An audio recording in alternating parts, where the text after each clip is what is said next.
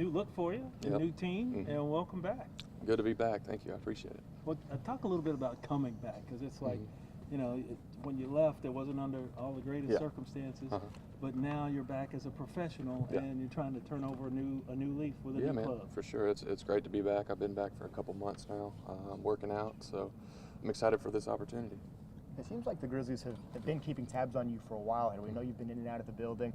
Speaking with Chris Wallace, what's that meant to you, just to have the hometown team kind of believe in you and take some stock in you? I mean, it's been great, man. You know, for anybody, it always feels good to have somebody believe in you, for sure. And for them to have me around for these last few months working out, it just means a lot to me, for them giving me the opportunity, and I'm ready to start. Coach Sip says that he wants to take it day by day with you. What are your personal expectations? Where are you at physically? And I guess, what are your goals immediately coming into camp now?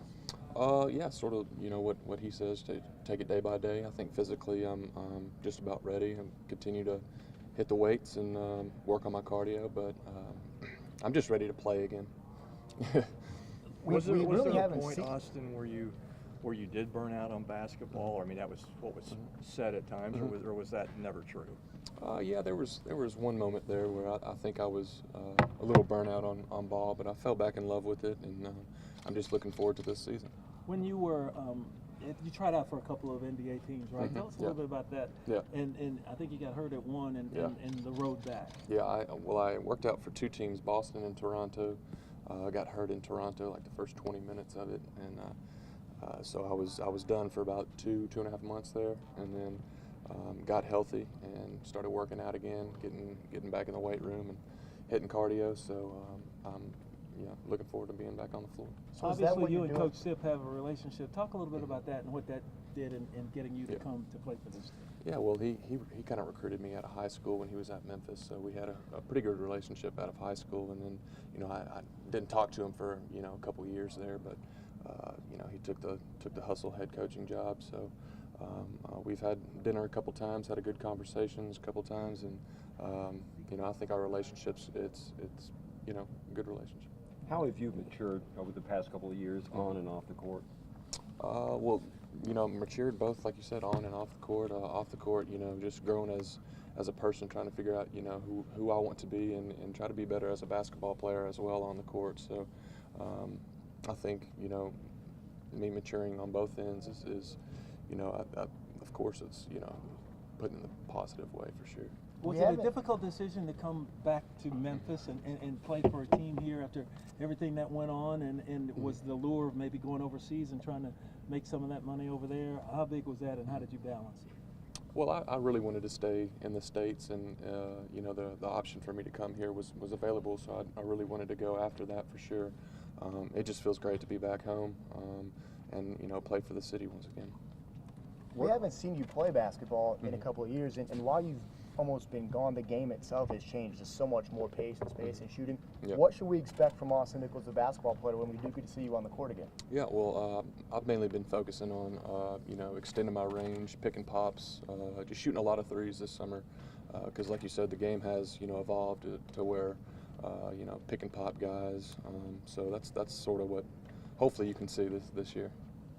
Austin, take us through the journey, man. It's been 2 years. Just take us through the journey from Memphis to Virginia, back to Memphis. Yeah, Memphis to Virginia.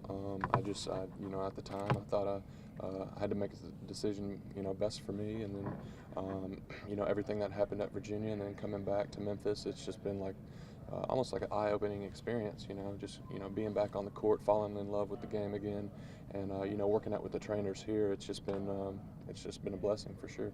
What are your expectations talk about that, for you? Sip talked about how initially it sounded like he kind of wanted to communicate to you that low expectation, not in a negative way, but in a, you know what I mean? But don't put a bunch of pressure on yourself that maybe you might have had first time around in Memphis. Is that? Yeah, for sure. I think I'm my biggest critic. No one's ever going to get on me more than myself, and sometimes I put way too much pressure on myself and overthinking things. And he just kind of kept relaying the message of one day at a time, one step at a time, and sort of go from there. Speaking of biggest critic, when you left, a lot of people were mad. And, oh yeah, no question about that. And what do you have anything to say to those people now that you've like you say, you've had a chance to mature a bit, and Yeah. what you might want to say to Memphis fans that are wondering, well, Austin Nichols, what's he like now? Yeah, for sure. I mean, you know, the way I left was definitely the wrong way. If I could go back in time, you know, I would definitely do things different. But you know, I think I've shut that chapter of my life down. You know, I think I've kind of moved on, matured a little bit, and you know, I'm just looking forward to, you know, playing for the city again. Does it help Austin to have your hometown behind you as opposed to somewhere else? Oh, for sure, man. I mean, of course, anybody from their hometowns, you know, will want to be, you know, looked up to in their city and liked, you know, of course. So that's definitely going to be huge. You know. Have you found people off the court that are kind of part of, you know, your support system now that can help you with this transition? Because it's a challenge in any professional minor league sport to kind of, you know, keep everything in focus. Yeah, for sure. I think I have a great supporting cast. My parents, my family, they help me. Like I said, take it day by day, step by step, and then just don't rush things, don't overthink things. And you know, I'm like I keep saying, I'm just looking forward to actually playing some games. Have you had any conversation with anybody on the Grizzlies, any of the veteran guys here? No, not really. I've talked to Mark and Mike a couple times. Jarrell Martin, he's my age, so just talked to him about some, you know, couple stuff that he's learned over the years too. What did it take to get you to fall in love with the game? You know, can you walk those steps through? Well, I don't think it's really steps. I think it's just it was taken away from me, and you know, that's that in and of itself, you know. When you lose it, you find out. Yeah, exactly. You don't know what you have until it's lost, man. So.